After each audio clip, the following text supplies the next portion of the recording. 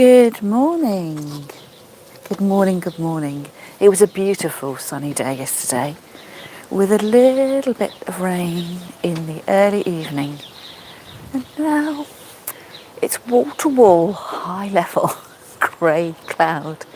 Good morning and welcome. It is 9 o'clock on Tuesday, the 2nd of May, and I'm coming to you live from my garden in the southeast of England. I live about 10 miles from Canterbury and 50 miles from London, and you may well hear the sound of the Faversham to London train chugging along in the background from time to time.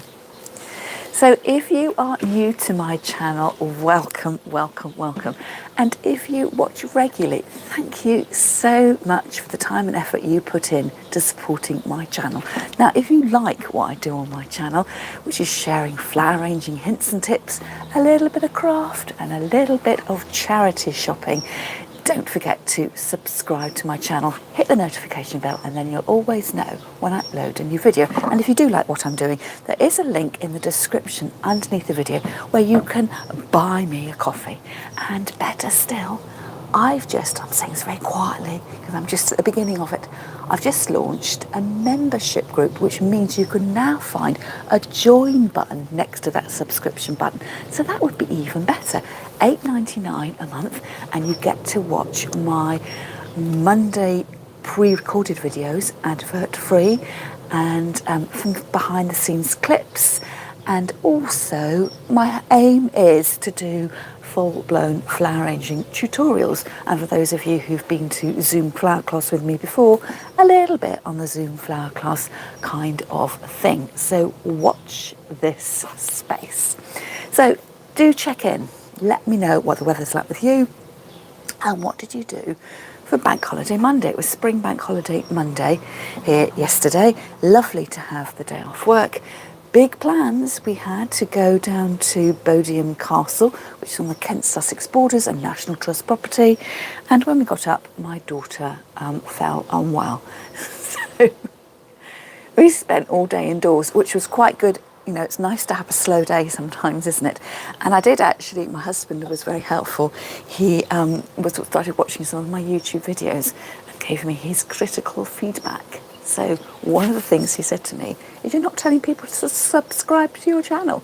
So I hope that's a big tick from him if he watches this in the future, that I have taken on board what he has said. I have also taken on board what one of you, my lovely viewers, has said. You were watching one of my videos. I'm going to move this stuff here. I like to pretend I've picked things out of my garden, as you know, but you also know my garden is just green with nothing in it. So I've actually pretended to pick some flowers. I've got some white tulips, which my sister gave me. I gave her a lift somewhere, and I said I didn't want any petrol money, so she bought me some tulips, which is rather nice, and I haven't really done anything with them at the moment. And then I have got some pink cherry blossom and some white, I don't know if it's cherry blossom, I think it might be apple blossom. A friend has some trees in her garden which she was trimming back, and she asked me if I wanted the blossom. So I've had this displayed nicely in a vase for about probably 5 or 6 days now. It's kind of on its last legs, but it would be really good for this project I'm going to show you. So I'm just going to move those out of the way, and you will see that up in front of me, not only do I have a vintage vase, I've also got my vintage teacup and saucer. I'm going to drink this really quickly because it goes cold. It's a problem with vintage teacups, isn't it? They've got such wide open mouths that they cool very quickly. Presumably that's why we moved to mugs, which are just straight up and down. So the last of that before it goes totally cold. So apologies because I can't remember the name of the viewer that commented. I have been doing a short series, I've been doing this series live from the garden for nearly a whole year. I think the first one I did was the 21st of June 2022. So again, let me know in the comments, are you enjoying these lives from the garden? I was trying to set myself a challenge of being able to arrange a bunch of flowers through every week of the year, which I think we have pretty much succeeded in doing. We did go a little bit Christmas and wiring at one point because there wasn't much in the garden at all. So I have tried to keep it garden related so that you can make the most of what you've got. Instead of feeling that every time you want to arrange flowers, it actually means you've got to kind of buy something. And I know money's tight at the moment, and you don't always want to go and add a bunch of flowers onto your supermarket shop, or you haven't got the time to go and visit your florist. So it's all about trying to make use of what you've already got to produce something that's beautiful, and you've had a mindful connection with nature as you've been doing it. Now, those of you who've been following me a while also know that I absolutely love going to the charity shop. Again, it's a money saver. It is such a shock though I do go to a proper shop and have to pay proper prices. So I have had this vintage vase in my collection for quite a while, 5 years I'd guess. And probably what did I spend? Well, I know I spent less than £5 because that tends to be my limit. And I would guess £2.50, £3. I might have stopped there. It's sort of a trumpet shape, can be quite difficult to arrange flowers in. But as we've been going through this recent series of live videos, do you remember last week I showed you that cut glass crystal bowl I had with the double layer metal flower frog in it? So if you haven't watched that video already, I will try and remember to leave a link to it under this one, when this one, all the stuff happens behind the scenes. But you should be able to find it quite easily if you subscribe to my channel. Just click through, it's last week's video. So one of you had watched that and you said that you had a glass flower frog. Apologies, I can't remember your name. And I was chatting in the comments about whether your flower block, your flower frog, had holes all the way through or whether it was a self-contained unit. So I have got a selection of flower frogs here to show you. So I don't know whether it was like this. Can you see the holes going all the way through? So it's got a little bit of depth with the holes.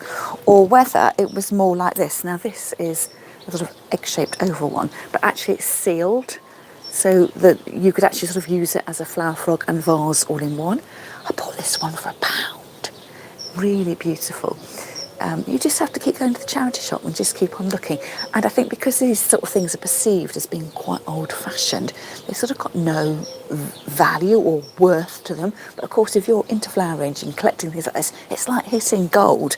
So that's a different kind of option. You also get flower frogs as well, which are more like sort of little plates or discs that go over your vase. So I've decided today I'm going to use this one. So it's quite chunky, probably from top to bottom. It's about 3 centimetres, reducing down to about 1.5 centimetres. And by luck, it just fits inside the mouth of my container. So I didn't buy them together. It's just a happy marriage because I can't resist. In actual fact, I don't think I bought this one. I think actually this was given to me by my friend Jan, who I quite often go to the charity shops with, and she was getting rid of some stuff, and the container she had it in was like, I'm guessing it's a sugar bowl with 3 little legs, almost looked like a sort of a torpedo or something like that. So I've taken it off that little container that she'd married it to and put it into this one.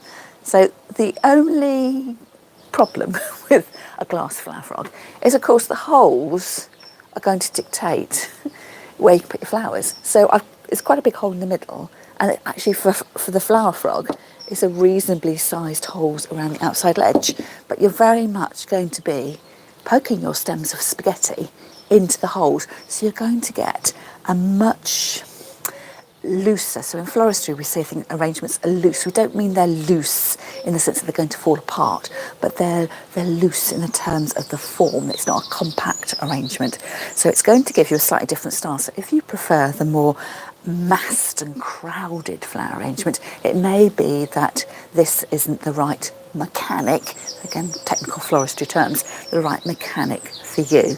So it's going to give you a different look, but again it's quite good going back to these old mechanics because it means that you can artfully arrange flowers without having to spend a fortune or totally denude your garden. So for instance, if you just had some tulips, you could thread the tulips through the hole. They would do their own thing. Now, you'll never win with tulips.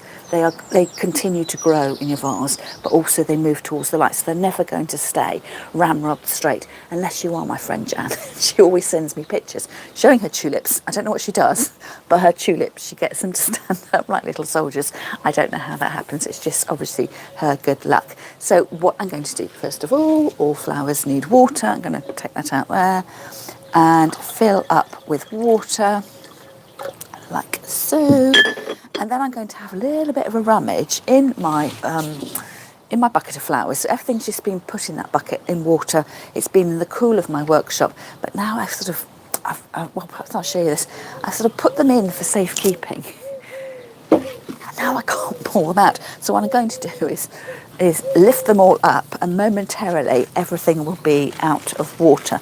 I'm trying to be extra careful here as well, because number one, I don't want to damage my tulips, and because they were a gift, my sister gave them to me, and I've kind of been waiting to use them. So I want to make sure that, when she next comes round, or I can send her a photograph that, look, I did use your tulips. But also every time I touch the blossom, it's going to shatter. So in my workshop, I had a sort of confetti petal trail of everywhere.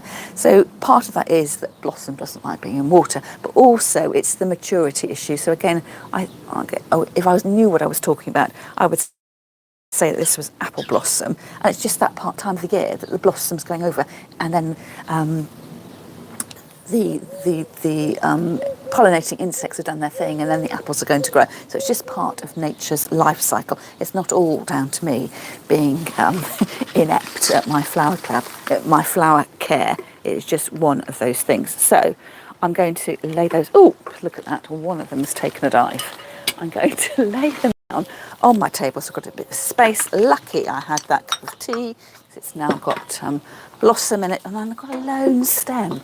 So do you ever often end up with a lone stem? So this is gorgeous, absolutely gorgeous. Can you see what it is?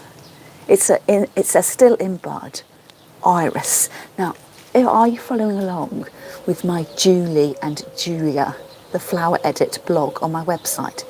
Again, I'll leave a link to that in the notes under the video. So it's Julie Davis, flowerworkshops.co.uk.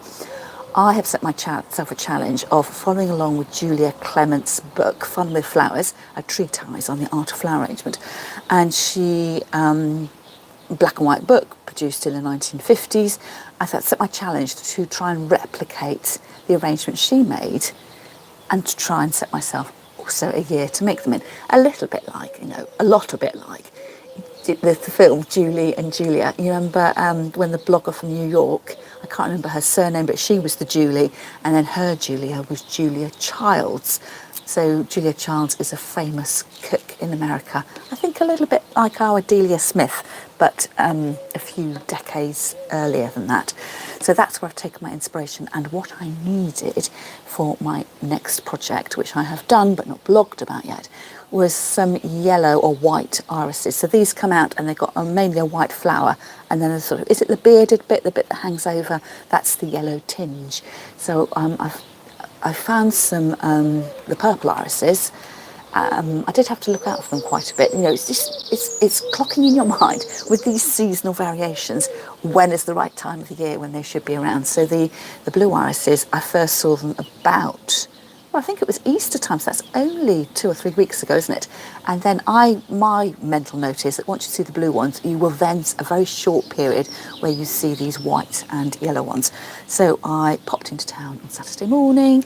I've started going back to my outdoor yoga class at the Physic Garden, and I went purposely through town thinking, if I spot them there, the flowers there, I'll make sure I go back that way home. And luckily they were there. So I paid £3 for a bunch of 10, I'm guessing, and I've used the big showy ones, and I've just got one solitary one left. So I need to make sure I remember, rather than just leaving this solitary flower in the bucket to go off on its own, that I need to, when I do a fuller arrangement, I need to showcase my lonely iris in order that I've spent the money on it and not wasting my money. So let's have a look and see what we have got. So I'm going to very carefully lift up my tulips so they're looking good. I purposefully, because I wanted these tulips to last, I didn't put them in water to begin with. I add in brackets. I knew I wanted to get my flowers to last, so I sort of suspended animation. So this is okay to do when you're flower arranging at home. But if you're thinking that, as a commercial florist or you're gifting something to somebody, I would always say belt and braces, put your flowers in water as soon as you get home. But I wanted to sort of just suspended animation, let them just sit as they were and wait until I was ready to use them. So what I did, I took them out of the plastic packaging and I laid them on the cool in my workshop, and that's why they still got the elastic band on them. And then probably a couple of days later, I recut the stem ends, and when I picked them up, of course your flowers don't have water, they just totally droop. They were floppy doppy all over the place. But I put them into that tall container there, so you imagine that, and because the container, my flower bucket is quite tall, it was then supporting the flowers, and that's why I've kept them upright, because I haven't sort of released them yet in order that they can do their thing. And then with my flowering blossom, my cherry blossom, I'm going to try to pick some stems. See, that's the cherry blossom, and then the branches of the apple blossom, which look lovely. I might actually use the apple blossom and put them back in the enamel bucket, but just arrange them more artfully. I think probably today I'm going to be using the cherry blossom primarily because, well, two reasons. Number one, it's still in flower and still looks alive and doesn't look like it's dead. But number two, the stems are slim enough, they're going to fit through my holes. So I'm going to very gently set them out. And it may be that if I want a bit of more green, as these are starting to develop their little, their mini apples, they're not quite at that stage yet, but there's definitely got some leaf coverage through. I may well supplement with a little bit of leafage later on. But for the moment, I'm just very delicately trying to lift up those cherry blossom stems, and again they are leaving me a whole confetti of petals on my table. It brings back a memory, actually.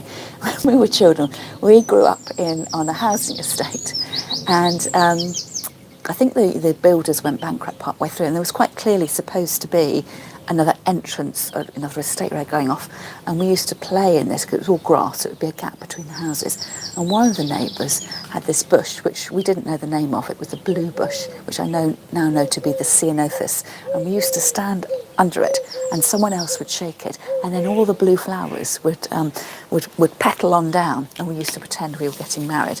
So it does remind me of my, playing out with my sisters and my friends on the estate. That's the beautiful thing about flowers, isn't it? It's the fragrance that can sometimes bring back, memories, or just the physical act of, seeing your flowers, losing their petals can bring back happy memory. I think that really helps with the brain, doesn't it? And of course, memories are nothing, are they, if we can't remember them? So it's just a nice little prompt. So I'm going through that. So I'm going to leave all those bits there. So very delicately, even now, you can see that having separated them out from that messy mixed bunch, that, they're starting to look a bit more special as it is. So what I might do is I might put I'm going to have to put them down. I might put my cherry blossom in first and then thread my tulips in afterwards. So quite nice to have an arching stem, so work with the arch and get it to radiate out. So it's going to go out like that, not in like that. It's sort of going to work the way that it wants to work. So recut the stems, and what I'm doing is very technical.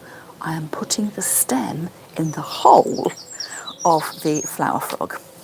So it's quite a nice guide. And if you're new to flower arranging, this might be something that you could look out for. Instead of you having to start to decide where to put your flower stems, you just buy something that's got a grid in it and thread your flower stems through the grid. And of course, it's going to be, it's not going to be like a florist made arrangement, because you're using natural plant material. In the florist, everything is grown to a standard length. If you're picking from the garden, you're going to have short bits, long bits, curly bits, straight bits. So it's never going to look like it has come from the florist shop. In fact, it's going to look even better because you are the one that's made it. You have picked from your garden, and it's that whole sort of, that farm to fork experience, isn't it? You've cut it, you've walked 5 metres down from the end of the garden, you've put it in water. Well, that's not quite my story, but that's the story that I'm going to tell you. I went across to a friend, and I'm going to take that bit out because I reckon I can put this one in. It's got more flour in it. I went to a friend, drove over. She made me a little lunch, which is an added extra. We had a good old natter and a catch up, and then she sent me off on my way with the apple blossom, the blossom, cherry blossom. So you can see I could just leave it like that. Now, can you see? That's if I stand there, that would be better. There's a little bit of a gap just here. It's sort of flower, gap. So I think I may just see if I can wiggle that one out. It just needs like another centimetre taking off it. Yeah. So just a little bit off the end, push that back in, and it's just sort of brought it back together. When I take a photograph afterwards, I could use that as a backdrop, couldn't I? My poncho. So you get to where I'm going. So I haven't specifically thought, I'm going to have a long piece here and a short piece there. I've just been guided by what the stems wanted to do, and I just happened to have a short one there and a longer piece over the side. So then to complement this, I'm going to add in my tulips. So what I normally do is to take off the bottom leaf. That always seems to be the one that's a little bit shaggy, and I might leave the leaves on just sort of minimal impact, really, minimal intervention. And because I had, how many stems did I have? 1, 2, 3, 4, 5. So I had 5 stems, so I've actually got some holes here that haven't got any flowers in. So I'm just finding a gap and sliding it in. So I will vary the amount I cut off the end of my stem in order that my tulips don't all sit in a very regimented length to begin with. Because I've gone a little bit higher here and the flowers here a little bit lower, I'm going to leave the ones on this side, just cut off the minimal, recut your stem amount and leave them longish, and then I might be more daring on this side and cut off more in order that it sort of follows the guide of the blossom. So sliding that in, and of course the tulips will move. It's a matter of slowly. Can you hear the sound of someone clapping in the forest? Isn't that a Buddhist saying? But it's the kind of thing I think, I went to bed and the flowers look like this. And if I creep down very carefully in the morning and open the door to the dining room, are they still going to be the same? Or are they suddenly going to change position? They do change position. And of course, if you have got sunlight coming into your room, they will grow towards the sunlight. And as I'm arranging, you're arranging so it looks lovely, but of course making sure you've actually got the stem ends in water. So when I did the arrangement last week with the crystal rose bowl with the double layer grid in it, a few days later I thought, that's a bit weird. There's just like a hanging tulip at the bottom. And I discovered that as I'd put the tulip in, it hadn't gone down to the bottom of the water. It had kind of hit the first grid and then zoomed off. So I just eased it out, recut the stem end, threaded it very carefully back, and it perked up. So it doesn't, just because your flowers sort of have a bit of a lapse in care, sometimes I wouldn't take them out and throw them away straight away. I would do a bit of emergency first aid, top the water up, recut the stem, see whether it works. And if it had still been dangling and dead like the following day, I would have just taken it out and got rid of it. But as it happened, it did perk up. So here I'm taking off the bottom leaf. I'm also taking off the next leaf. Looks like it's been nibbled. And I'm going to come in on this other side, keeping that quite long. You can't see that, but it does look long, it does look rather lovely, and it is already starting to arch out a little bit. So peeling that back. That's another long one in here. It's another hole. Actually, I can go back in where that first tulip was, because the hole is big enough for 2 tulips. And I've got some out there, some this side, and don't forget the middle. In fact, I haven't put anything in the middle hole yet, I don't think. So this one, mid-length, because it's in the middle. I'm going to slide that. Now, ended up the same height as that tulip. You don't want the tulips the same height. I'm going to go lower. A little bit of recession. some high, some short, leading your eye into the design. And as I'm arranging this, I think it probably looks the same back and front. Does it look? Oh, actually, you might have the nicer side. I think you've got more blossom on your side. But as I've been arranging it like this, I'm going to put it on my side as I can see it, and I can see that it needs a little bit of something. So my last flower, I'm going to put poking out this way, just sharing a hole with another flower, like that. Ah, and I don't need all those other stems. So it's an arrangement of how many tulips? 1, 2, 3, 4, 5, 6, 7, 8 tulips, which were Marks and Spencer's, and I think they were £5. And then was it 5 stems of the cherry blossom? So it just makes a really natural arrangement. And the flowers are both, they go together, don't they? The pale, the white, and the soft baby pink. And of course they're in season at the same time, so they're sort of talking the same talk. They look like they should go together. And then these lovely stems here, what I might do here is I might take out my, remember to use my iris. Because the blossom is shattering so much, what I may do is then, I've got lots of water in this vase, I'm going to pull off the ends there, and rather than just putting these stems, my secateurs are a bit blunt, my stems straight onto the compost heap, I might as well give them a chance. So I'm going to take off those as well, that's inside the bucket. So I could have a little casual arrangement out on my patio table. So just a, it's just a longevity way. My friend went to the trouble of picking these for me. These scissors are very blunt. I might as well use them, even if it's just for another day, just to enjoy those. Oh gosh, a Rooney. Blunt secateurs. Floristry scissors see me out to the end. So that is a very chunky monkey stem there. I'm going to cut off that side shoot. I'm not sure my scissors are going to be up to this, so I might break it.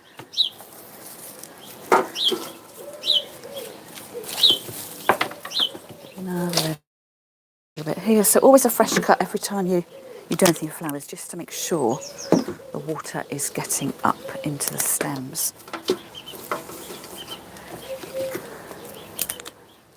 I think my floristry scissors are doing a better job of this, but they're never going to be able to cut through that. That is really chunky. So I'm going to slice that through. Oh, that cuts smoothly. So again, it just looks slightly more purposeful.